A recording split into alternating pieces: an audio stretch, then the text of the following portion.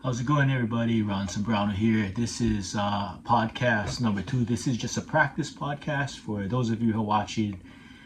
My subject will always be mental health and just talking about life in general, trying to make things sensible for people who, might be feeling lost in life or going through some bad times. And a lot of that, it deals with mental health. If you're sad, it's in your head, your emotions. You get angry, lost your job, failed relationships, whatever. It affects your mental health. So basically, this is just a common sense podcast, and I want to build this brand. Eventually, I'll get my logos and all that, hopefully soon. But you get this podcast, share it. It's just on YouTube right now. Later on, I'll put it on different platforms like Spotify, Apple Podcasts, which would be basically the audio versions. But right now, this is just a practice. Again, just dealing with life and mental health, wellness, pretty much. So today's topic is going to be PTSD, post-traumatic stress disorder. Okay, so we're going to talk about PTSD. A lot of people face that when they face any kind of trauma, car wreck, abuse. It could be anything like that traumatizes somebody. So that, after the trauma and how people deal with it. The old school is, you get flashbacks of the traumatic event. Sometimes people replay that negatives in their head, right? So we're going to be discussing PTSD. A woman on a flight from Hawaii to New York a few years ago experienced an unruly woman in the main cabin, fellow passenger. This woman was disrupting the flight crew. We all know the term for these women. We call them Karens nowadays. So she was upset about something. So this took several long minutes, according to this woman from Hawaii. I'll just call this woman from Hawaii Lynn. So Lynn was traumatized by that. So her husband was sitting, Lynn's husband, the lady telling this story, was sitting near the window, and Lynn was on the aisle seat. And she said it took 2 men to subdue this woman, and a fellow passenger helped strap this Karen into her seat. At this time, the captain was called to the main cabin to check on this unruly woman, the Karen. Upon landing, there was the airport police on board to apprehend this unruly woman.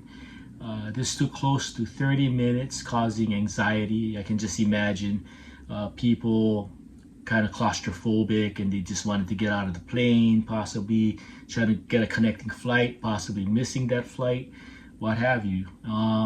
So the law enforcement asked some witnesses to give their statements. It's common, right, protocol, I guess. So this caused this woman Lynn, who was telling me the story, to be skeptical whenever she travels by air. Okay, since the incident, she and her husband have traveled internationally. However, she needs to see a psychologist for her PTSD, and her psychologist made a statement, I guess a written statement, whatever, that she does have post-traumatic stress disorder because of that incident on the aircraft. Now, what people need to remember is there's rules and regulations on a jetliner, and for obvious reasons, for safety's sake, right? And you see these idiots just acting stupid, not just a woman like the so-called Karens, but it could be anybody. Sometimes they're drunk or whatever, and they're just acting stupid. And they forget to realize they're like in a soda can, aluminum soda can, flying like 500 miles an hour, like 35,000 feet above ground or above ocean. And when you distract the flight crew, the stewardesses or the flight attendants now, the flight attendants are really trained professionals, believe it or not. I knew some of them, and they're good at their jobs. They're trained to be calm under pressure, and they're there for safety's sake. They're there in case there's an emergency to help the passengers. And when you're flying, it's in your best interest to keep calm and don't be disruptive and listen to the flight crew. And I know sometimes you get the flight crew, sometimes there's a Karen who's a flight attendant. So, we're all human beings. What happens is when you have an unruly passenger, then the captain has to come out of the cockpit. That's dangerous, because what if something happens when the captain really needs to be behind the controls, but yet has to come in the main cabin and deal with someone like a Karen who's unruly. So this woman who told me the story, Lynn, let's call her Lynn, she's from Hawaii, and she said there was like 3 different flights just to get to New York at this time. I don't know how long it was, like a few years ago. I guess from, I don't know, maybe Hawaii to the West Coast to maybe Chicago or something, and then to New York. So it was the last leg to New York, which would be the central part of the U.S. to New York, which is the East Coast. So that caused her PTSD. She got anxious, anxiety. Whenever she flies, that's her concern, is like, when is there going to be an unruly passenger, male, female, whatever, that will trigger her, her flashbacks or whatever. So that is PTSD. That was traumatic for her. That bugs her. So it takes her a while to relax on a flight.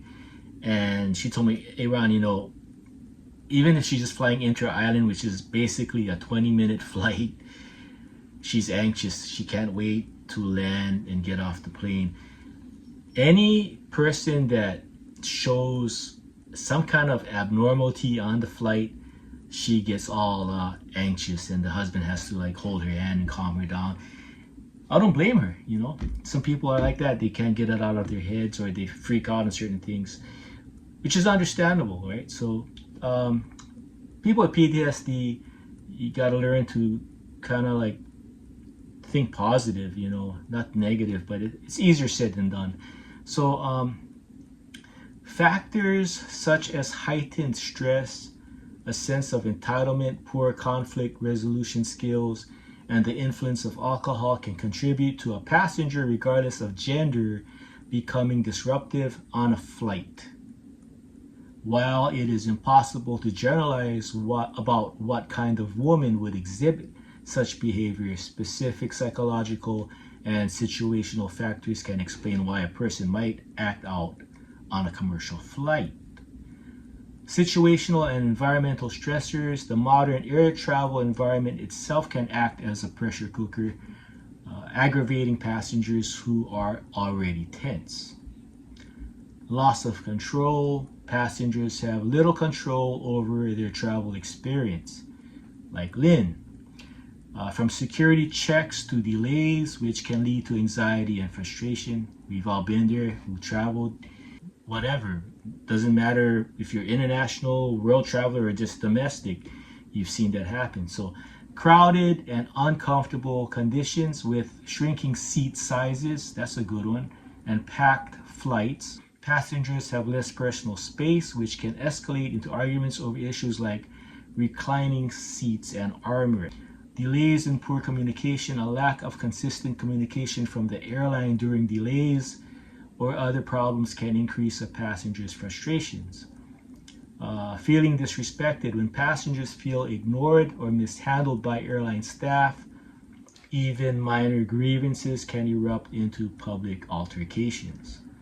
And you just watch TikTok, or I don't really follow TikTok, but social media, Instagram, Thread, or whatever, those videos come up from time to time. In fact, commonly now. But some of that stuff I've been watching is, it's staged, right? So psychological factors, individual psychological traits can be amplified by the travel environment and can contribute to disruptive behavior. Entitlement. Some individuals have an inflated sense of entitlement, feeling that their needs and comfort are more important than others. This can cause them to become verbally abusive when they don't get what they want. Heightened anxiety and stress. For individuals with pre-existing anxiety, the cramped and often chaotic airport and cabin environment can lead to an outburst. Okay, cognitive biases. Passengers might interpret crew instructions or other passengers' behavior as hostile or threatening. Cultural or language differences can also lead to misunderstandings that escalate into conflict.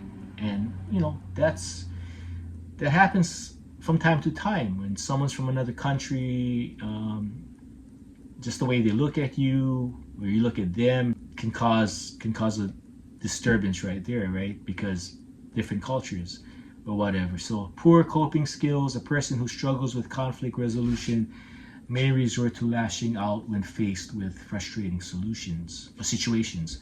So yeah, people who can't cope, can't chill out and just speak intelligently and communicate with their fellow human beings, they're very dangerous.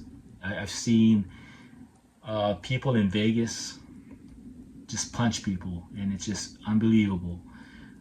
Anyway, so social and cultural factors, erosion of social norms. Some experts suggest there has been a general erosion of politeness and social etiquette since the pandemic. Man, is that the truth, right? With some people less willing to accommodate others. And, true to that. I remember a couple years ago, I went to Washington and I caught a flight. It was like on, I think, Delta.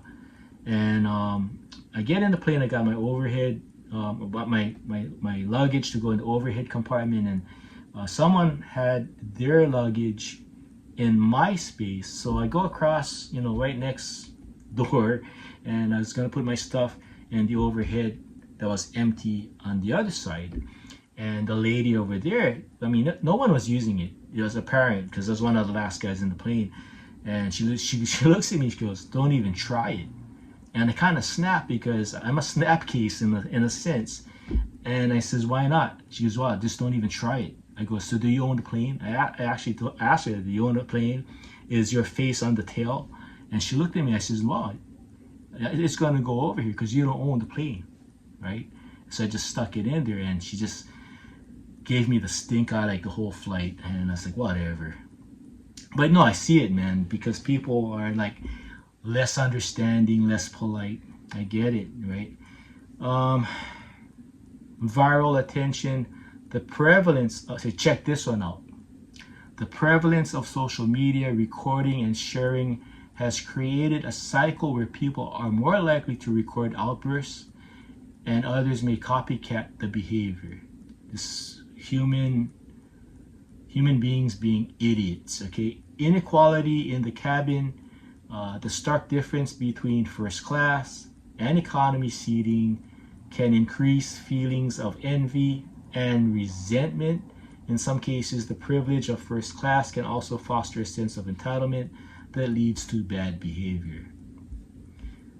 Sickening, right? And here's one. I think this is the major cause of a lot of stuff. Not all people, but substance abuse, all right? So alcohol intoxication, the consumption of alcohol is one of the most significant and frequent factors in unruly passenger incidents. The pressurized cabin of an aircraft can amplify the effects of alcohol. And some passengers drink excessively at the airport or smuggle their own alcohol on board. I think we all had a friend, or maybe even ourselves did that and got busted by the flight attendant, right? Nicotine withdrawal. For heavy smokers, being unable to smoke on a flight can lead to irritability and agitation. See what happens when you have a vice and you have to satisfy that vice, and all of a sudden you can't vice it up in a 5-hour flight or whatever. That's pretty sad, and human nature. Anyway, so an erratic commercial flight can cause PTSD, which was what happened to Lynn. When the traumatic experience of severe turbulence, in-flight emergency, or near crash overwhelms a person's coping ability and triggers a fight or flight response, Even if passengers are not physically harmed, the intense psychological and physiological distress of a flight that feels life-threatening can lead to persistent symptoms of trauma. And in this case with Lynn, it wasn't listed here in the AI, but that unruly passenger freaked out Lynn and possibly other passengers because, number one, somebody acting erratic and just against the rules. And let's face it, the flight attendants have authority on the flight. Case closed. I'm sorry to say it, folks, but they do. They're like the bosses in that cabin. Don't mess with them. They can cause you to not fly ever again. So when a woman like Lynn freaked out by seeing this unruly woman acting crazy, being uncooperative and probably cussing and freaking out people, and the captain had to come out of the cockpit. So Lynn was probably thinking, well, this is what she told me. She said, Ron, what if the captain needed to be there and something happened when he stepped out like a minute after or seconds after? That is very serious, right? So yeah, I can see where people can get really freaked out and have PTSD when something like this happens. I mean, like I said, you got like a tin can flying at 35,000 feet on average, going about 500 miles an hour. That's fast. And man, any mishap going that fast, that high, oh my God, that's scary. So I think, I'm not saying everybody has the right to do what they do. Everybody has the right to go on an airplane, but act civilized. That's what I'm trying to say. And if you act without respect for the rules, which the FAA rules, then you should not fly at all. You should be like blacklisted at all airports, right? Any city with an airport should have your picture posted all over the highways, byways, whatever. Okay, so psychological factors that contribute to PTSD. Perceived threat to life. The core trigger of PTSD from an erratic flight is the belief that one is in imminent danger of death or severe injury. During severe turbulence, passengers can be violently forced against their seat belts, causing them to believe the aircraft is out of control and about to crash. Loss of control. Passengers have no control over the aircraft or the emergency situation, which can induce a feeling of helplessness. Okay. Catastrophic thinking. Individuals who are already prone to anxiety may engage in catastrophic thinking, misinterpreting the natural but intense sensations of an erratic flight as signs of impending disaster. Anxiety, sensitivity. People with high sensitivity to physical sensations may find their anxiety further escalated by physical signs of distress, such as a racing heart or difficulty breathing, which they interpret as a sign of danger. Hypervigilance. After a traumatic flight, the brain can remain in a state of hypervigilance, constantly scanning for threats. Even non-threatening events like a sudden drop in an elevator or a rattling car can trigger a panic response because they are reminiscent of the plane experience. Okay, so if you got PTSD, when people go to therapy for PTSD, and I've been there, done that, what usually a therapist does is try to get every experience out of you until everything is out of your system. Every fear, every emotion. And from there, the therapist kind of figures, okay, this is what you go through. And they'll have you work on different techniques to help you deal with the triggers. For Lynn, what she was actually telling me, her therapist had her breathe. And a lot of therapists does that, have you breathe. And what breathing does in meditation, it clears your mind. Okay, so let's say I'm Lynn, all right, and flying, and that Karen triggers me to be negative and frightful and filled with anxiety and thinking, man, the plane's gonna crash, right? If I experience a a Karen again or an unruly passenger, first thing I should do is take a deep breath, maybe close my eyes and try to think of something positive instead of thinking, well, we're gonna crash because this person is exactly like that Karen I had on a flight 5 years ago. Now, this is the time it's doing. This is the person that's gonna cause this plane to crash. When you think like that, it's destructive for yourself and in Lynn's case, the husband, because now the husband has to deal with her, fight or flight kind of mentality. But what therapists usually do is they kind of hone in on what you experience and have you face the action at hand. Seriously, it's like you don't run away from the situation. It's you live your life, and if you're confronted by your triggers, you close your eyes, take a deep breath. Of course, if you're driving, you're not going to do that, but there's certain techniques that you can use to relax and basically get your heartbeat down, your blood pressure down, and getting your head clear. And it's all think the thought process. It's mind over matter, and sports is a good example of switching that negative mind to a positive mind, a calm mind, or a calm mind. I don't know if some of you played sports before, but a lot of times, like I played baseball, and if our pitcher was very erratic, and he was good, but just at the moment, maybe 2-3 pitches, he was just out of the zone. The coaches would call timeout, and the coach or the manager would walk out to the mound and talk to the pitcher, talk to the player. Hey, slow down a little bit. You're getting ahead of yourself. You're better than this. What's going on? Just think positive. Don't think about those bad pitches. Visualize you're gonna hit the strike zone.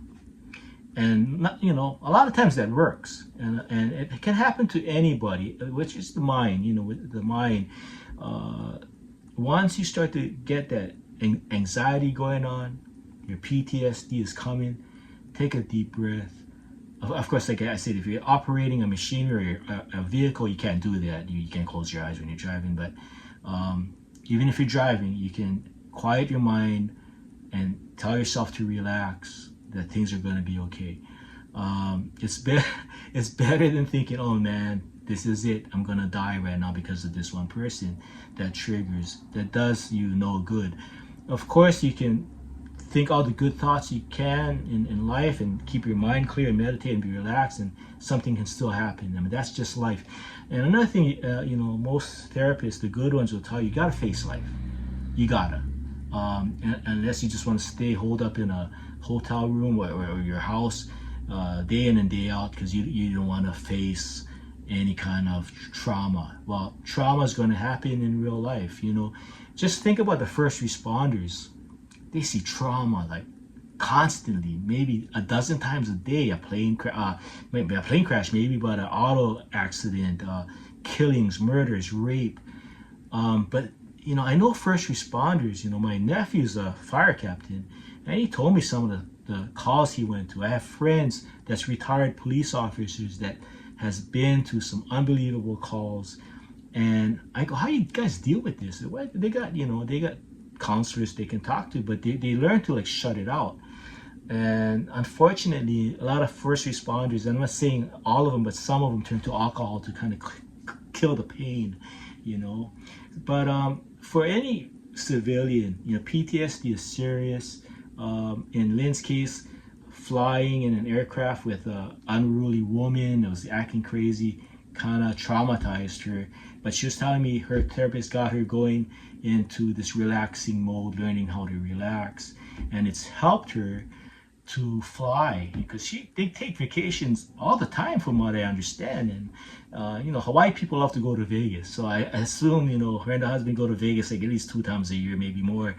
But it takes from Hawaii like 5 hours, 6 hours to get there on average. So imagine she has to learn to relax when she gets to the airport, through TSA, to the gate, into the plane. And she told me, one person yelling or just acting abnormal triggers her PTSD, and she just has to calm herself. And hey, works for Lynn, it can work for you. And learning that actually helped me with, when we dealt with the fires in 2023 in Lahaina. I saw the town burn down, and I had to, go to therapy and learn about that. So this is the Practice Podcast number 2 for PTSD, and you get this video, share it, tell people about it. It's about mental health and life in general. Just having this podcast to help make people feel better about life with all the chaotic things going on. I hope this podcast can bring people to understanding about their minds and understanding other people so that we can be at peace. So when I say mental health, it's not like, I'm going to deal with people with, schizophrenia or whatever. No, it's just maintaining peace of mind pretty much, and understanding. The last one I did was about caregivers of stroke survivors and stroke victims, what they go through mentally. So you want to keep things even keel all the time. Just keep it even keel, your mind. Sometimes you go too high or too low, but that's just life. Just try to be even keel like a prayer. And you guys take care. God bless.